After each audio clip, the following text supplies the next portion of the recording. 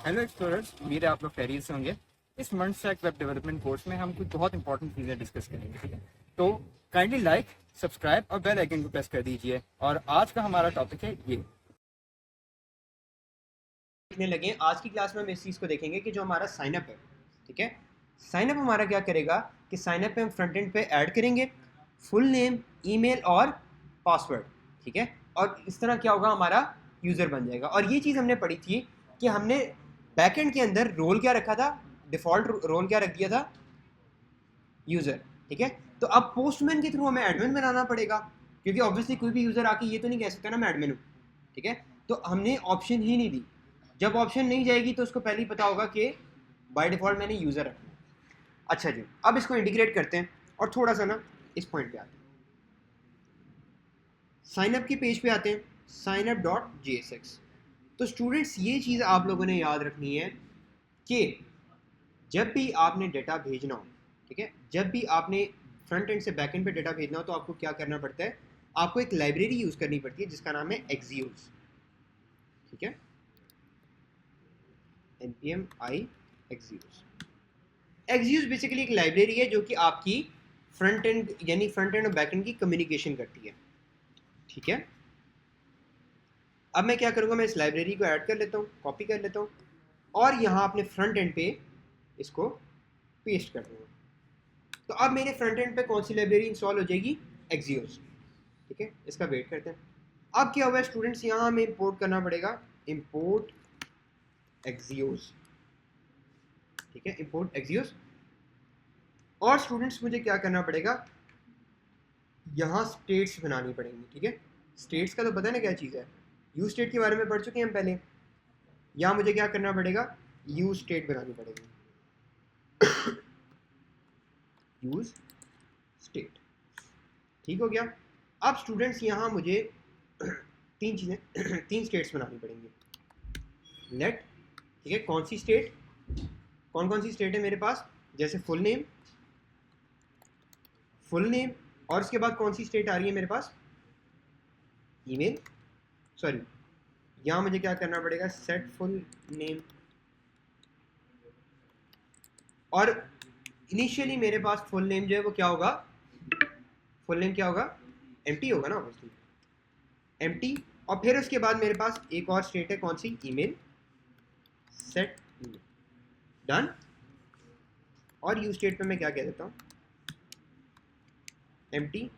और साथ मेरे पास एक और स्टेट बनानी पड़ेगी, पासवर्ड, यानी कि जैसे फॉर एग्जांपल जितना मैंने डेटा भेजना है उतनी मुझे स्टेट्स बनानी है, पासवर्ड और सेट पासवर्ड, यूज स्टेट, ठीक है, डन। मेरे पास क्या हो गया, यूज स्टेट, तीन स्टेट्स बन गई। मैंने इस पे तीन टेक्स्ट फील्ड्स है ना मेरी, ऐसे ही है, फुल नेम, ईमेल और पासवर्ड, तीन चीज़ें मेरे पास जा रही हैं, क्लियर। अब स्टूडेंट्स मैं क्या करूँगा कि इसके अंदर जो मेरा ये है फॉर्म कंट्रोल, इसके अंदर वैल्यू लिखूंगा, जो मेरी इनपुट फील्ड है उसके अंदर वैल्यू क्या कर दूंगा, फुल नेम, ठीक है। अब फुल नेम वाला जो टेक्स्ट फील्ड है उसकी क्या वैल्यू हो जाएगी, full name.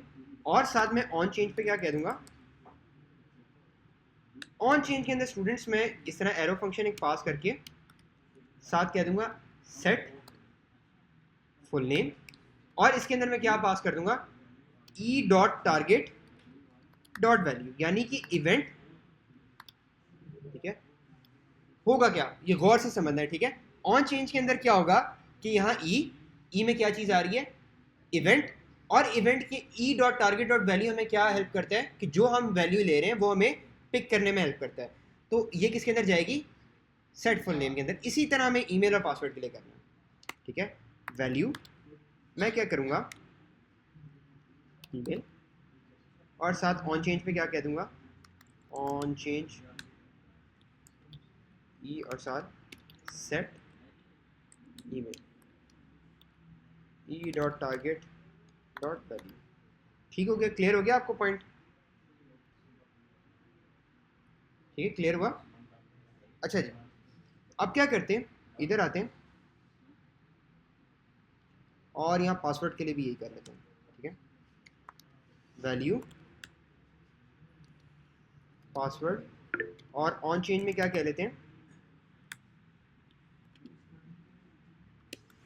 Set password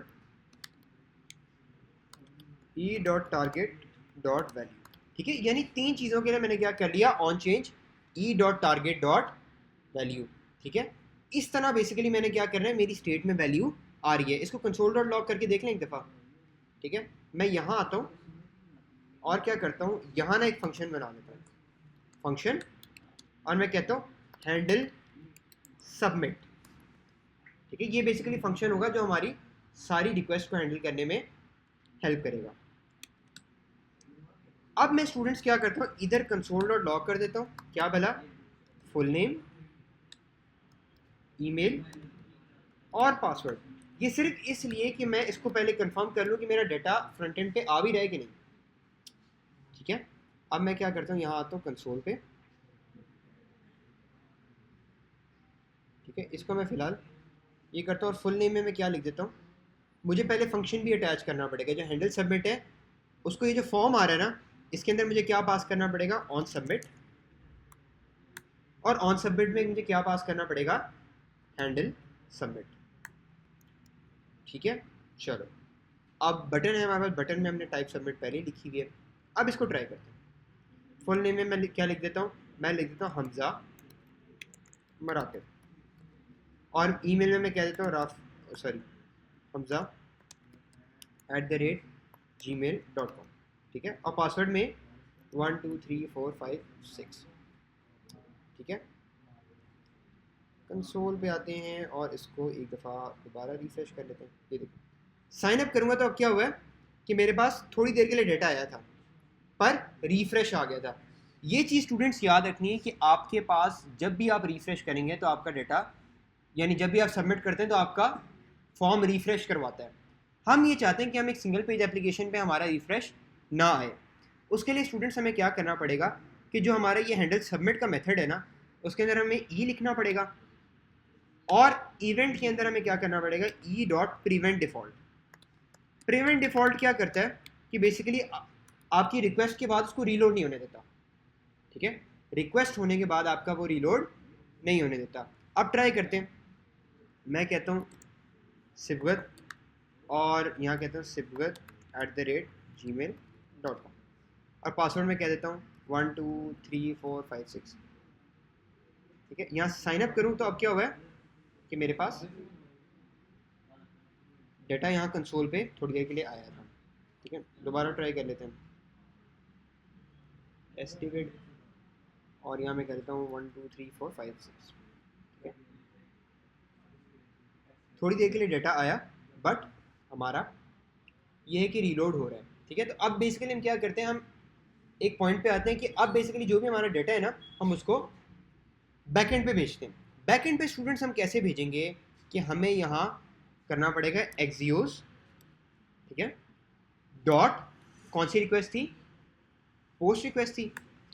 post request के अंदर स्टूडेंट हम क्या करेंगे, सबसे पहली चीज़ हमारे पास आएगा यूआरएल, ठीक है। यूआरएल क्या होगा हमारा, जो भी हमने लिखना है। उसके लिए स्टूडेंट्स हम क्या करते हैं, यहाँ ना फ्रंट एंड पे भी एक ENV फाइल बना लेते हैं, ठीक है, डॉट ENV, और इसके अंदर मैं कह लेता हूँ सर्वर पोर्ट, इसमें भी कह लेता हूँ, या कह लेता हूँ सर्वर URL कह लेता हूँ, ठीक है। क्या था भला,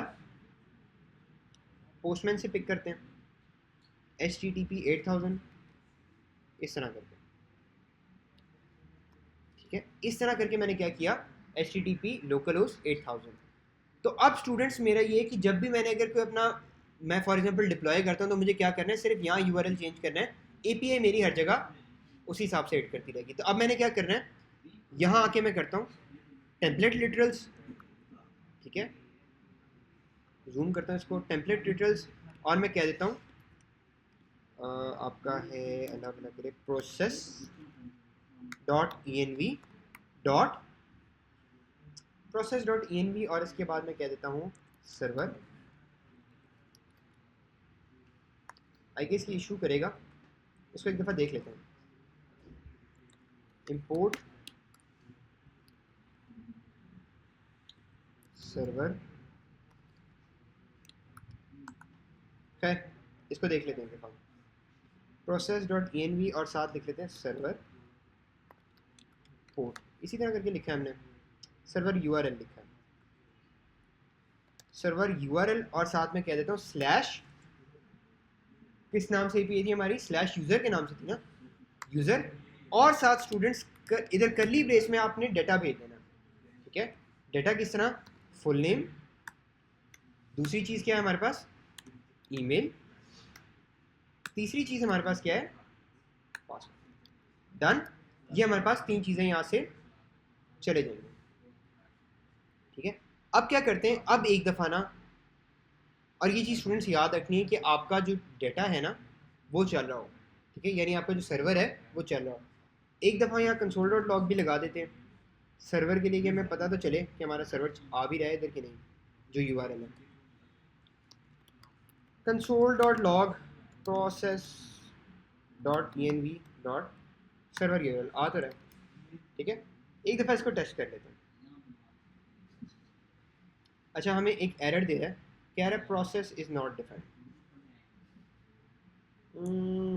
देना नहीं चाहिए इसको वैसे,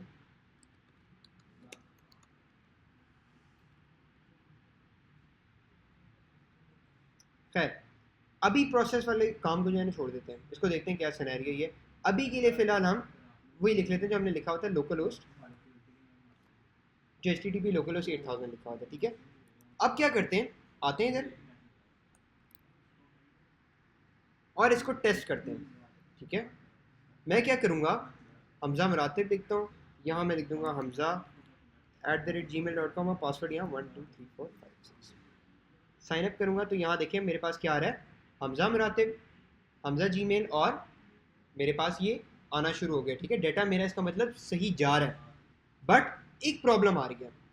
प्रॉब्लम ये है कि मेरे पास वो रिटर्न कर रहा है नेटवर्क एरर, ठीक है। क्या रिटर्न कर रहा है मुझे, नेटवर्क एरर। अच्छा, एक और चीज़ स्टूडेंट्स, अब आपकी API हिट कर रही है कि नहीं वो देखने का क्या तरीका है, ठीक है। मैं इसको रिफ्रेश करता हूँ और आप लोगों ने स्टूडेंट्स, आपको एक टैब नज़र आ रहा होगा, जैसे आपको एलिमेंट्स और कंसोल का नज़र आता है ना, उसी तरह आपको एक नज़र आ रहा होगा नेटवर्क, ठीक है। नेटवर्क को आपने क्या करना है, थोड़ा ऊपर कर लेते हैं, नेटवर्क को ऊपर करते हैं, और जब भी आपने API की रिक्वेस्ट देखनी है ना तो आपने नेटवर्क से देखनी है, ठीक है। अभी हमारा फुटर इशू कर रहा है, बट खैर इसको देख लेते हैं, हमज़ा मुरातिब, ठीक है, और ईमेल कह लेता हूँ मैं hamza@gmail 1 2 3 4 5 6, ठीक है। अब क्या है स्टूडेंट्स, आप लोगों ने नेटवर्क के टैब पे देखना है, मैं इधर साइन अप क्लिक करूंगा ना तो आपने यहाँ देखना है नीचे इस तरफ, साइन अप करूंगा तो क्या होगा कि यहाँ मेरे पास ये देखें, यानी रिक्वेस्ट जा रही है हमारी, पर हमारे पास एक एरर आ रहा है। एरर क्या है, कोर्स एरर, ठीक है। तो अब कोर्स एरर क्या है वो नेक्स्ट क्लास में डिस्कस करेंगे, ठीक है।